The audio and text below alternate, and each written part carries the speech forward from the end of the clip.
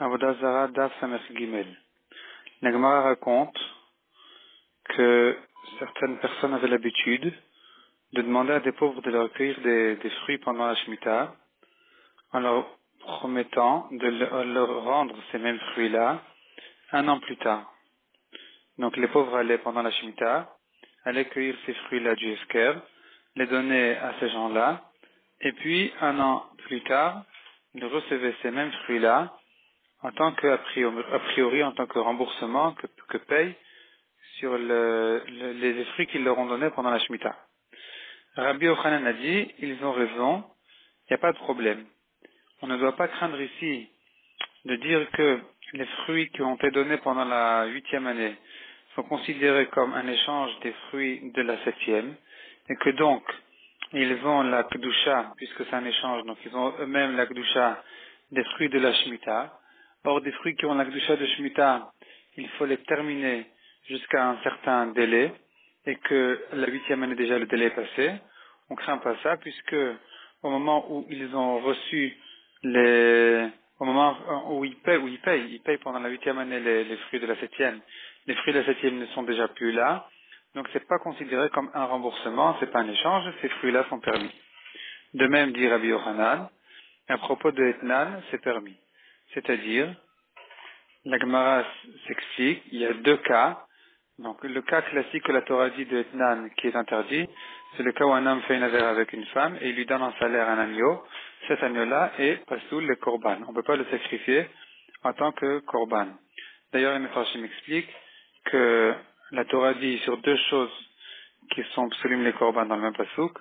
Il y a le Etnan et il y a aussi le prix d'un chien. Et l'explication dit, je pense que c'est le Nesif qui dit ça, que des gens qui veulent faire des avérotes avec le corps léger, ils se disent, le salaire de cet avéra-là, je le sacrifierai à Hachem. Donc là, l'avéra est faite le corps léger. Donc cette femme-là qui reçoit un salaire, elle se dit, elle n'est pas tranquille, elle se dit, bon, mais c'est pas grave, l'agneau que je reçois, je vais le sacrifier à Hachem en tant que korban. Donc la Torah a interdit de recevoir ce korban. De même, l'échange d'un chien, un homme qui a un chien dangereux, qui met en danger le public, et pour se consoler, pour se rassurer, il se dit, bon, mais c'est pas grave, un jour ou l'autre, je vais vendre ce chien-là, et contre ce chien-là, je vais prendre un mouton, et je vais le sacrifier au Beth Amikdash. Là aussi, la Torah dit que ce korban-là est pas soul. Donc revenons ici à la Gemara. Il y a le cas classique, le etnan n'est pas soul. C'est ce korban-là, cet agneau-là de salaire de cette femme-là s'appelle un etnan. Maintenant, si il lui a d'abord donné l'agneau, et puis après il a fait la avera, l'agneau est permis dans le cas où elle a déjà sacrifié au Beth Amikdash. La Gemara demande qu'elle le dit dans le cas où elle ne l'a pas sacrifié à Mâche, mais elle l'a promis au Ekdesh. Est-ce qu'ici aussi on dit que c'est considéré comme si elle avait déjà pris, elle avait déjà acquis l'agneau avant même l'Avera, et donc c'est pas considéré comme un salaire d'Avera, et donc c'est permis, donc le korban est kasher, ou bien non. Dans ce cas-là on dit que l'agneau est quand même considéré comme un salaire d'Avera, et que donc il est pas soul. Deuxième cas, dit la Braïta, si d'abord il a fait l'Avera et après il lui a donné l'agneau, ici aussi l'agneau est permis et kasher en tant que korban. La Gemara demande une Braïta qui dit le contraire, que dans ce cas-là, l'agneau est interdit, et la Gemara explique qu'il s'agit d'un cas où, pendant le moment où il a fait l'Avera, il lui a promis tel agneau précis. Donc s'il a précisé de quel agneau exactement il va lui donner, quel agneau exactement il va lui donner, dans ce cas-là, l'agneau est pasoul, le korban. Et la Gemara explique comment comprendre que au moment de la Avera, la femme a acquis l'agneau, soit il s'agit d'une Goya qui n'a pas de Kinyan Meshicha, et donc automatiquement elle a acquis l'agneau, soit il s'agit d'une juive qui est Konab et Kinyan Chaser, donc il s'agit que l'agneau se trouvait dans sa cour à elle.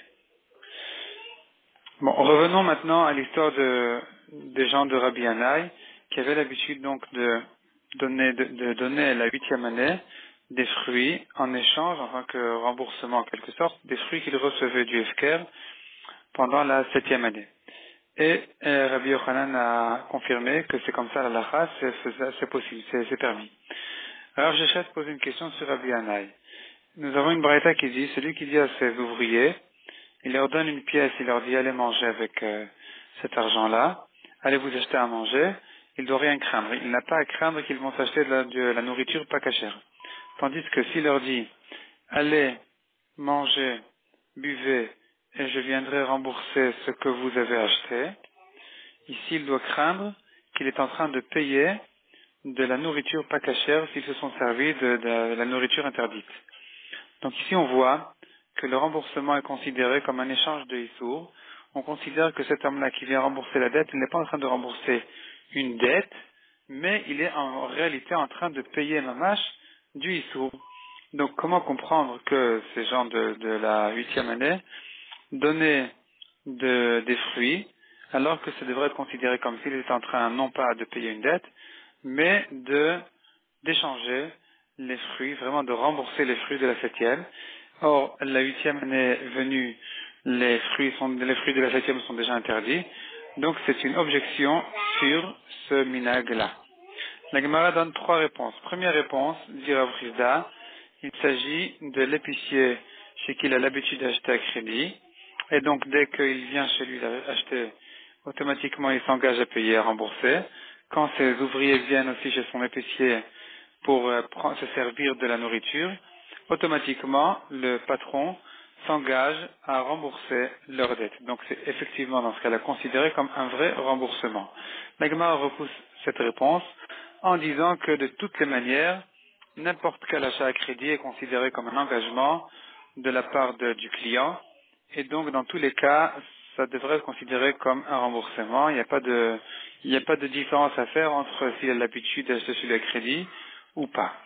Deuxième réponse dit la Gemara, il s'agit au contraire que le patron avait déjà payé, donc il avait déjà un crédit chez cet épicier, il avait déjà de l'avance, il avait déjà déposé de l'argent chez l'épicier, et donc là c'est vraiment considéré comme si, quand il se sert de l'argent quand il se sert de la nourriture chez cet épicier-là, c'est vraiment considéré comme si le patron avait lui-même payé cette nourriture pas cachère.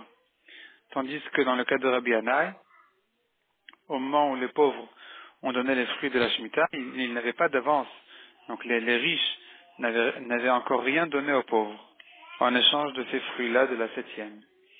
Troisième réponse dit la Gemara, dit Rav Ashi, dans quel cas on considère que le patron est en train de payer de la nourriture interdite, dans le cas où il a pris de ses propres mains la nourriture pas cachère et il l'a donnée à ses ouvriers. C'est dans ce cas-là que dit la Braïta qu'il est interdit de le faire. Mais s'il leur dépose une pièce d'argent, comme on l'a vu, ici, il n'a rien à craindre, même s'ils vont s'acheter avec la nourriture pas cachère, ça ne le regarde pas. Lui, il les a payés, et puis ce qu'ils font avec, ça ne le regarde plus, et donc ça, c'est permis.